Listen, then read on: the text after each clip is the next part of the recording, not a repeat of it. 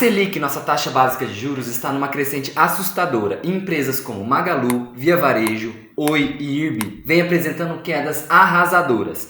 Menos 90% em Magalu, menos 80% em Via Varejo, menos 65% em Oi e menos 60% em Irbi contra menos 21% no Ibovespa. Será que elas vão voltar? Seria Black Friday fora de época? Será que eu estou investindo nelas? Seria uma cilada pegar a faca caindo? O que está acontecendo com elas? Isso e muito mais você vai ver nesse vídeo. E se você tem alguma dessas empresas ou pretende estudar um pouco mais sobre elas, esse vídeo é para você.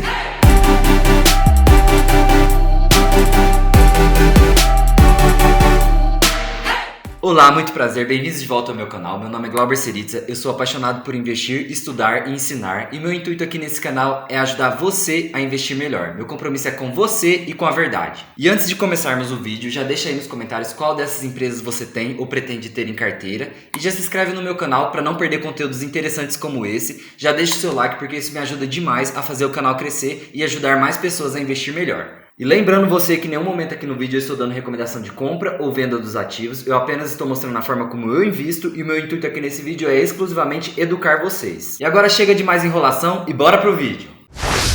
E vamos começar fazendo um breve histórico da Magazine Luiza. Ela é uma empresa fundada na cidade de Franca, São Paulo, pela Luiza Trajano, e no ano de 2011 ela resolveu abrir o seu capital na Bolsa de Valores, fazer o seu IPO, e do ano de 2011 até meados de 2015 a empresa não vinha muito bem, não apresentava bons resultados, inclusive muitos analistas viam ela como o patinho feio da Bolsa. A Luiza Trajano em entrevista fala isso, que ela era vista como o patinho feio da Bolsa de Valores, mas teve uma virada de chave aí no ano de 2016, onde a Luiza Trajano passou o seu bastão para o seu filho, Frederico Trajano, que assumiu o controle da empresa e fez algumas mudanças significativas. Então, a partir de 2016, sob gestão do Frederico Trajano, a Magazine Luiza continuou a investir pesado aí no setor de tecnologia, comprou a Kabum, comprou a Netshoes, comprou o canal Jovens Nerd. Além disso, fez investimentos em meios de pagamento, como a maquininha digital Magalu, criou contas digitais, fez uma rede de apoio com vendedores terceiros, onde eles poderiam vender seus produtos dentro do site da Magalu, sem falar que as lojas físicas acabaram virando pontos de distribuição da empresa. E com isso, com todas essas tecnologias, com todas essas aquisições e com todos esses resultados, a Magazine Luiza já não é vista por muitos analistas como uma empresa de varejo, e sim como uma empresa do setor de tecnologia,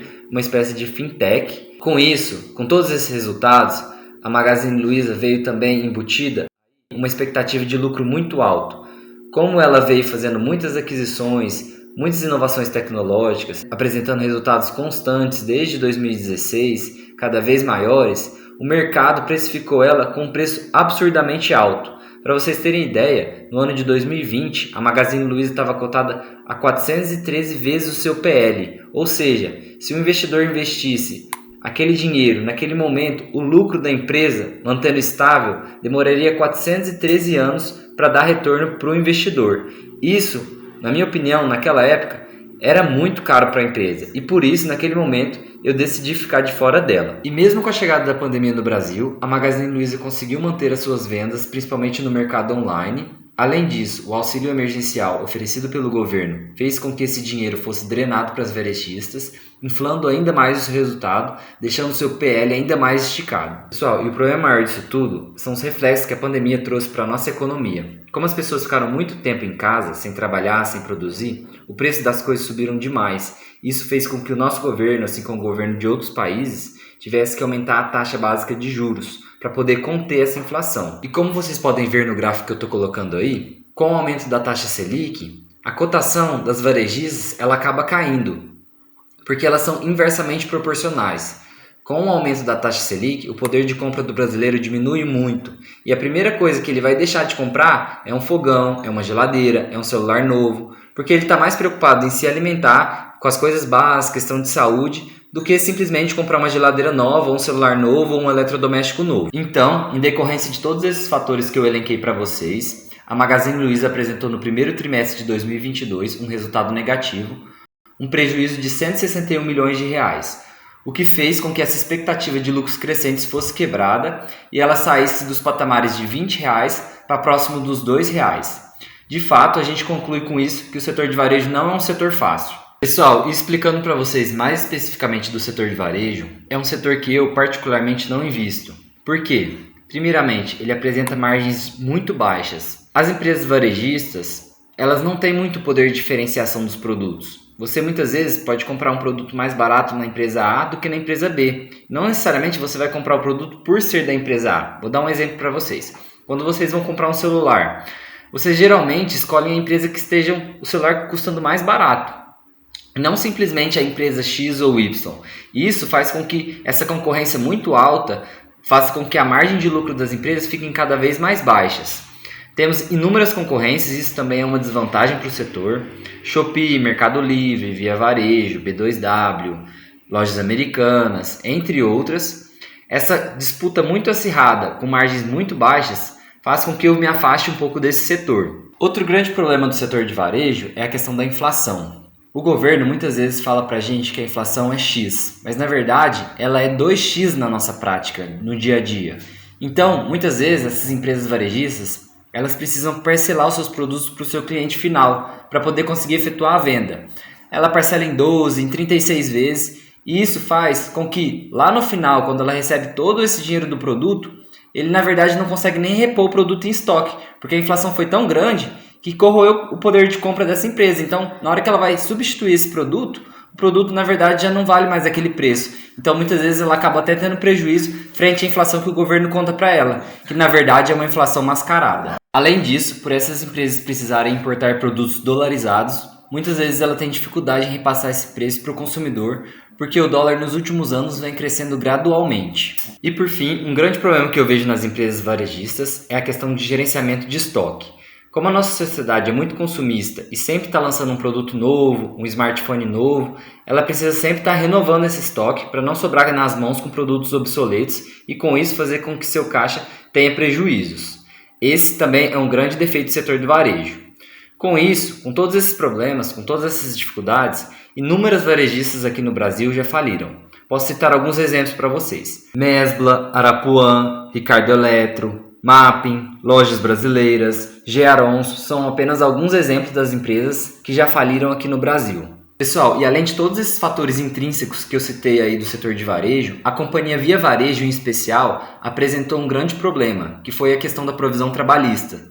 Muitos trabalhadores no ano de 2016, 2017 começaram a ingressar com ações contra a companhia justamente por causa dessas questões trabalhistas. Isso fez com que a companhia tivesse que desembolsar bilhões de reais com relação a esse fator.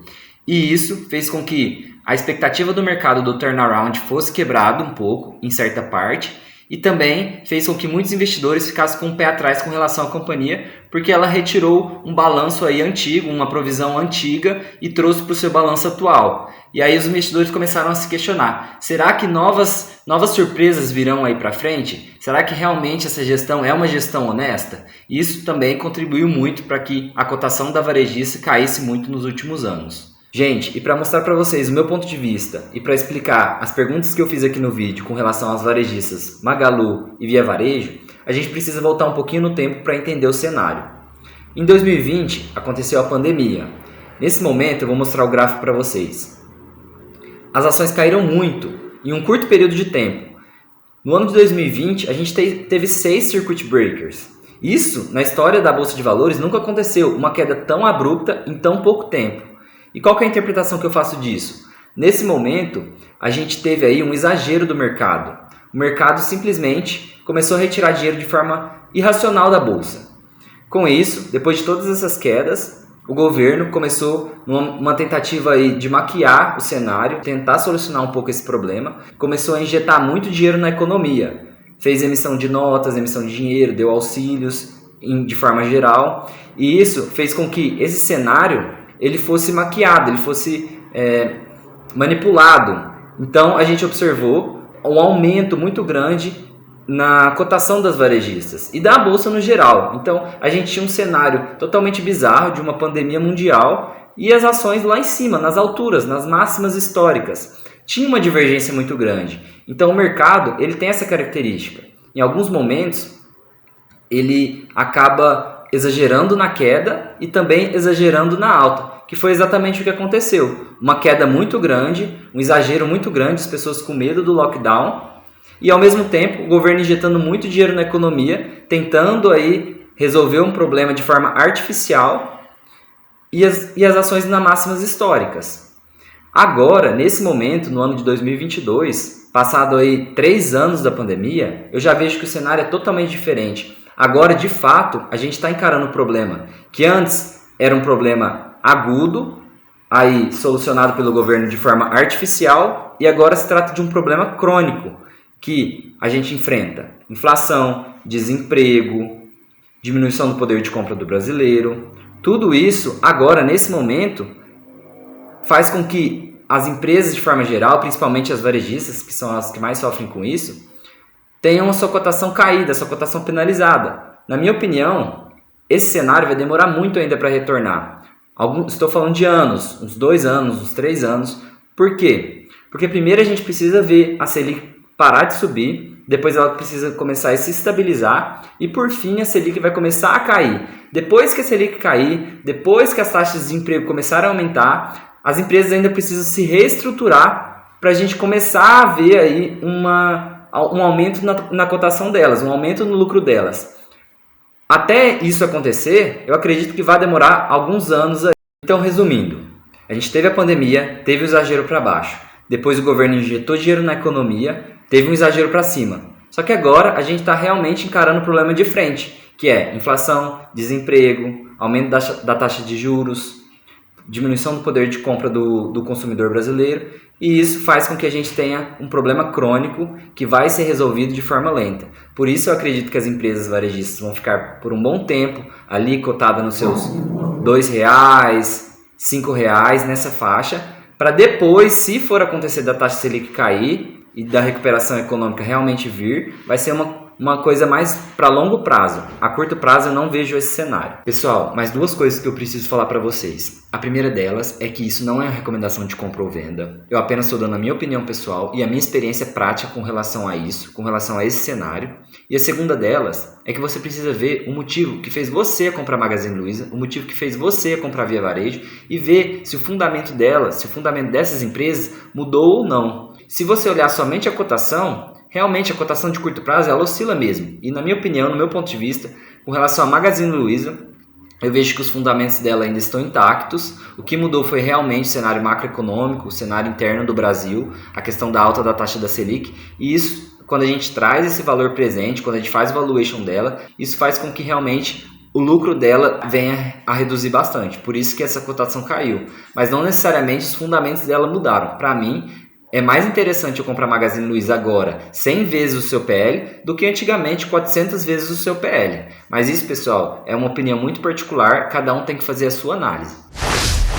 Pessoal, e por fim, para explicar para vocês as quedas de IRB e de Oi, eu primeiramente gostaria de deixar claro que são cases totalmente diferentes e cases totalmente complexos, mas que nesse vídeo eu vou conseguir resumir um pouco para vocês e ajudar vocês a entenderem melhor a queda dessas ações e o que eu estou vendo sobre elas. E outra coisa que eu gostaria de deixar claro para vocês é que esse aumento recente da taxa Selic não necessariamente tem uma relação direta com a queda dessas 2 empresas. Como eu disse, são cases totalmente diferentes. Bom, e para explicar para vocês um pouquinho da queda da IRB, a gente precisa primeiramente contextualizar essa empresa. A IRB é uma empresa do setor de resseguros, ou seja, ela faz os seguros das seguradoras. As seguradoras contratam ela para que ela consiga pulverizar um pouco desse risco associado. Com isso, no ano de 2020, uma gestora muito famosa, a Esquadra Investimentos, soltou uma carta dizendo que os balanços da IRB eram falsos, que eram balanços fraudulentos. A empresa não conseguiu rebater todos os argumentos que a Esquadra soltou e isso fez com que as ações caíssem bastante. Além disso, a IRB falou que o mega investidor Warren Buffett estava fazendo investimentos na sua empresa, sendo que ele veio a público desmentir todos esses fatos, o que contribuiu ainda mais para queimar o nome da empresa e fazer com que as ações caíssem ainda mais. E por fim, veio a pandemia da Covid, que finalizou tudo isso e fez com que as ações tivessem uma queda aí gigantesca, próximo dos 80% a 90%. E hoje, a IRB, que era cotada a R$40, é cotada próximo dos R$2. E isso fez com que a ação entrasse na boca dos investidores, principalmente depois que o Luiz Barsi, um grande investidor brasileiro, fez investimentos nessa empresa, acreditando que ela teria aí uma grande recuperação. Mas pessoal, na minha opinião, essa empresa ela jamais vai voltar aos R$41, ela jamais vai voltar a ser o que era, porque essa empresa na verdade ela nunca existiu. Essa cotação de R$41 Na verdade, ela é fantasiosa. É uma empresa que nunca teve na prática. Esses balanços que ela soltava eram mentirosos. Então, pelos balanços serem fantasiosos, eu não acredito que a empresa volte naqueles patamares de R$ 40. Talvez ela tenha sim uma recuperação aí no médio e longo prazo, para algum preço próximo de R$ 10, R$ 20, mas voltar aos R$ 40 eu acredito que não seja o caso. Pessoal, e por fim, falando da Oi, a Oi ela é uma empresa que está em recuperação judicial, ela vem tentando pagar suas dívidas. Somente no ano de 2022 ela pagou 15 bilhões em dívidas ao vender a sua rede de telefonia móvel.